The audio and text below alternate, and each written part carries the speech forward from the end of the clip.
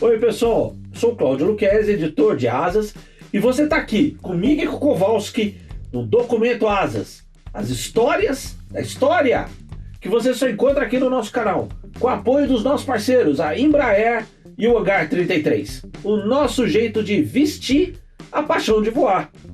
Não esqueça de se inscrever no canal, curtir o vídeo e ativar as notificações, tá? Tem muita coisa bacana aparecendo, né? E vamos lá! Sabe de uma coisa que ainda me surpreende? É como depois de quase 80 anos do fim da Segunda Guerra Mundial, praticamente tudo relativo à Força Aérea Soviética no conflito é pouquíssimo conhecido. Ases, combates, aeronaves, para não dizer um monte de inverdades e, bem, muita coisa incorreta por aí. Muitas ainda hoje cunhadas daquela propaganda nazista, acredite se puder, e depois da Guerra Fria. Quantos aí já ouviram falar de um Arkhangelsky, um Yermolayev ou o Kocherigin?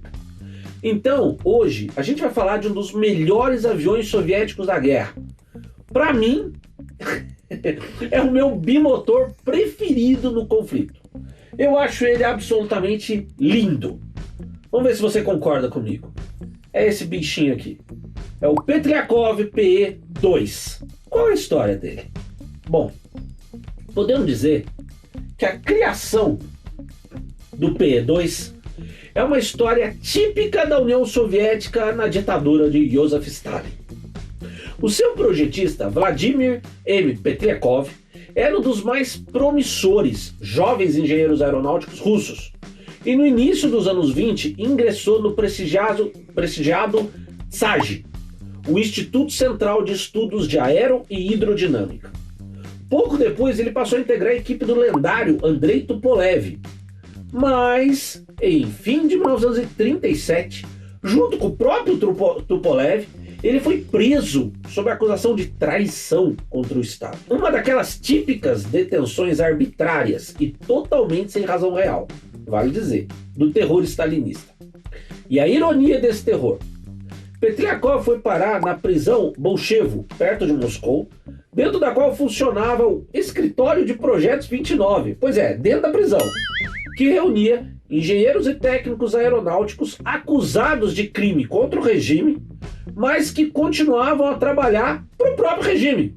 Assim, na prisão, Petryakov assumiu a liderança da equipe encarregada de criar um caça de grande altitude, o VI-100.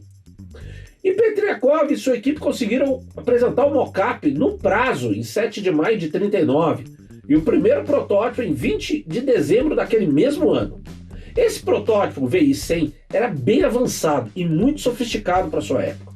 Tinha cabine pressurizada, motores com turbocompressores, e além disso, numa época em que a maioria das aeronaves de combate tinham sistemas elétricos mínimos, ele possuía nada menos que 50 motores elétricos que acionavam os próprios turbocompressores e ainda trens de pouso, flaps e outros sistemas. Era um avião realmente de vanguarda para a época. O resultado disso garantiu para Petryakov e a sua equipe a saída daquela prisão. E apesar de ainda estar sob vigilância da polícia, todos foram transferidos para a fábrica aeronáutica GAS 156, onde prosseguiu o programa do avião. O protótipo fez o seu primeiro voo em 22 de dezembro de 1939, com o piloto de testes Stepanovsky, no aeródromo de Zhukovsky, o mesmo onde hoje acontece o Salão Aeroespacial de Moscou, o MAX, né? Olha, lugar histórico é isso aí. Nos testes de voo seguintes, o VI-100 alcançou 538 km por hora e se mostrou capaz de decolar e subir a 4.000 metros em 6,8 minutos, um desempenho bastante impressionante para a época. Apesar da perda de um segundo protótipo num acidente, os dois tripulantes felizmente só tiveram ferimentos leves, o VI-100 completou seus testes de aceitação oficial. Mas nuvens negras avançavam rápido, vindas do oeste. O governo soviético sempre soube das intenções de ataque do Terceiro Reich. Para Hitler e os nazistas, os eslavos eram racialmente inferiores, e assim eles estavam destinados à escravidão ou extermínio. As terras soviéticas eram, por destino, da futura grande Alemanha do Reich dos 1000 anos. Nessa altura, a Força Aérea Soviética percebeu que um caça de grande altitude não era exatamente a prioridade, mas um bombardeiro tático, capaz de barrar o avanço dos Panzer, as divisões blindadas de Hitler e das hordas nazistas. Seria bem mais útil um avião assim.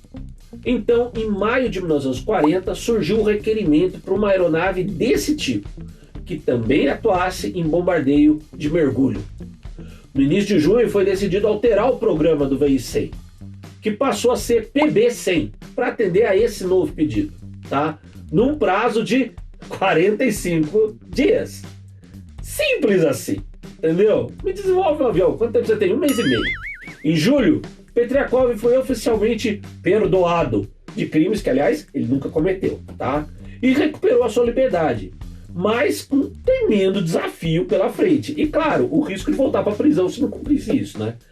Com uma equipe ampliada para cerca de 300 pessoas, o trabalho entrou num ritmo tão frenético, tá?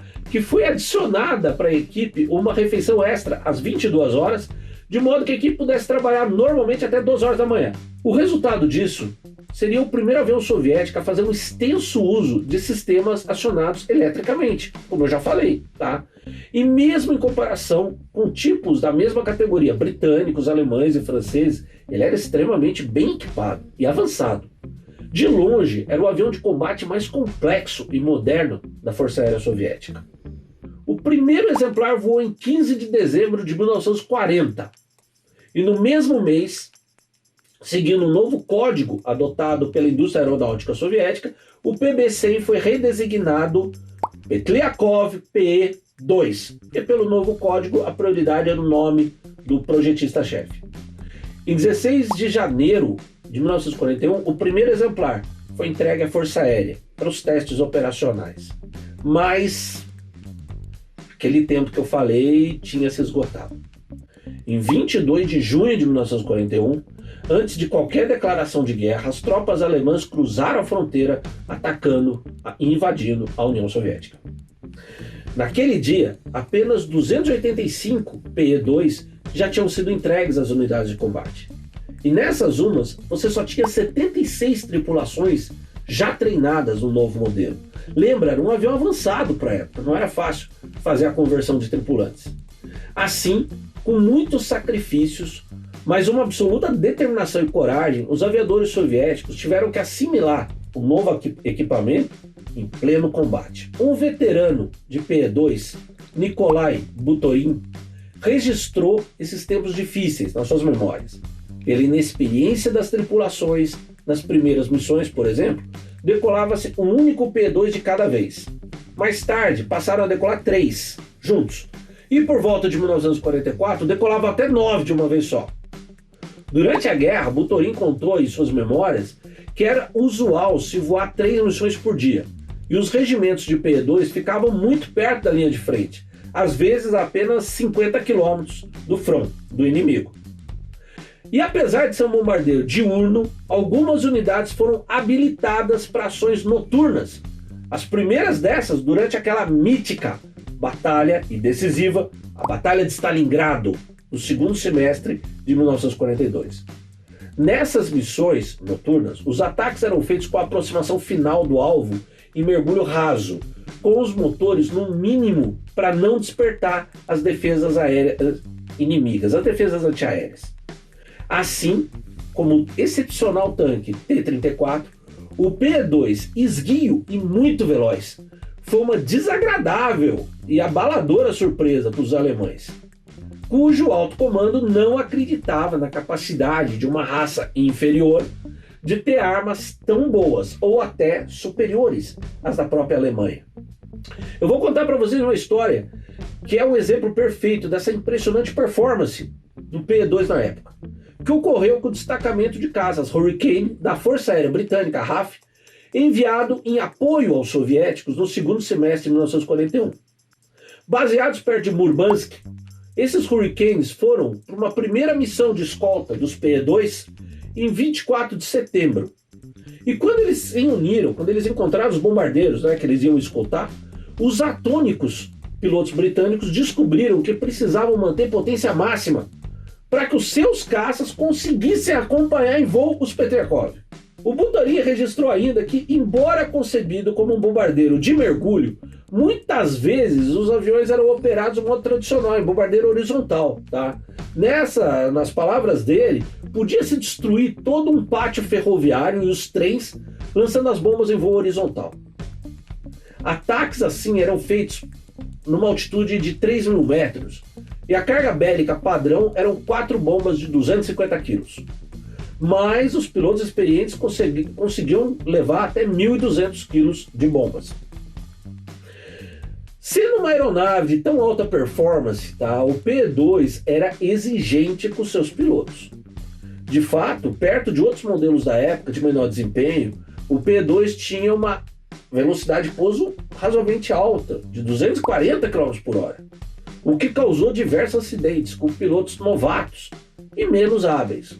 Por outro lado, ao contrário de muitos outros tipos, incluindo de outros países, o P-2 oferecia uma proteção muito boa aos seus ocupantes, com todos os postos dispondo de blindagem.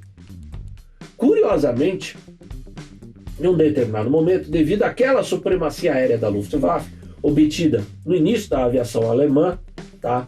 E diante do avanço muito rápido das forças alemãs em 1941, surgiu a necessidade de um caça-interceptador para a defesa de centros estratégicos soviéticos.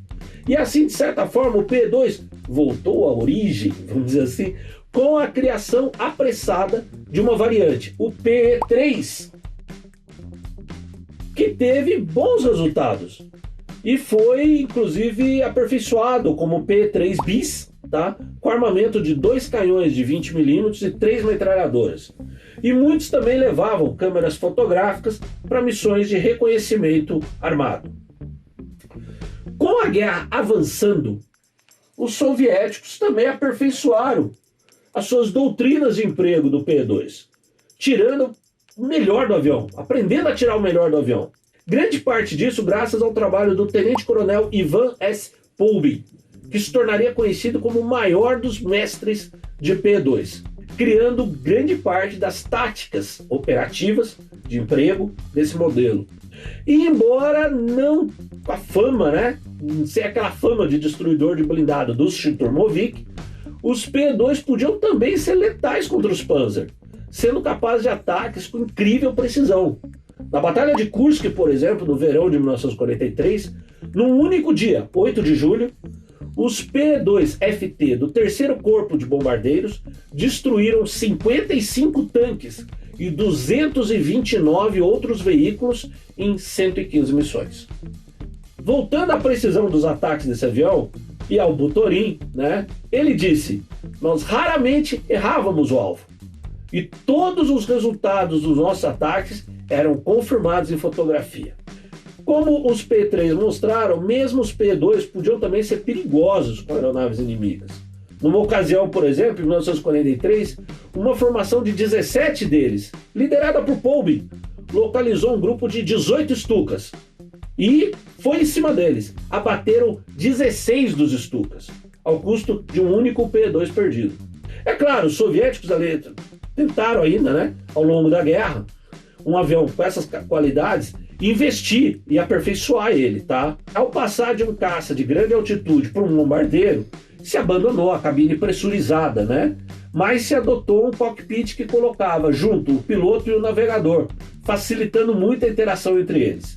E o navegador também atuava como artilheiro, com uma metralhadora montada no suporte móvel, que depois se tornou uma torreta, para proteger todo o hemisfério superior traseiro da aeronave.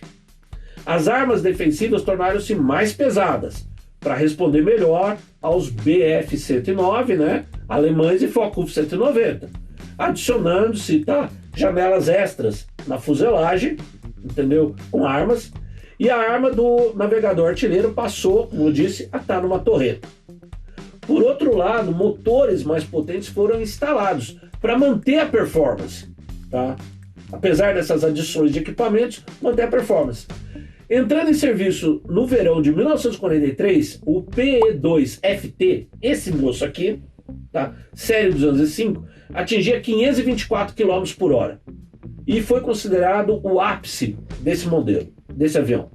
Mas tragicamente, Vladimir Petryakov não teve muito tempo para comemorar o sucesso da sua criação, nem para ver a vitória final dos soviéticos contra o hediondo invasor nazista. Em 12 de janeiro de 42, olha só, ao ser chamado da fábrica em Kazan para uma reunião em Moscou, o seu avião se acidentou numa nevasca, sem sobreviventes. O projetista estava há 5 meses de completar 51 anos. Vamos falar ainda que houve uma versão específica de reconhecimento, o P-2R, tá? E além da própria União Soviética, esse avião foi operado pela Polônia, Tchecoslováquia, China, Hungria, Iugoslávia e até pela Finlândia, com 7 exemplares capturados dos soviéticos. Quando a produção foi encerrada em fins de 1945, tinham saído das linhas de produção soviéticas um total de 11.247 P-2. Um avião magnífico, sem dúvida, tá? E para mim, com essas linhas esguias, aerodinâmicas, harmoniosas, o mais belo bimotor da guerra. É a minha opinião, tá? E que vale ter a sua história contada. Você não acha? Então, gostou dessa história? Eu espero que você tenha gostado. Continua com a gente, tá? Como eu sempre digo, se inscreve, ativa o sininho para ser informado, todas as notificações. Lembra do Kowalski, convida os amigos aí pro nosso canal, tá? Vamos estar sempre juntos aqui. Um grande abraço para você e até mais.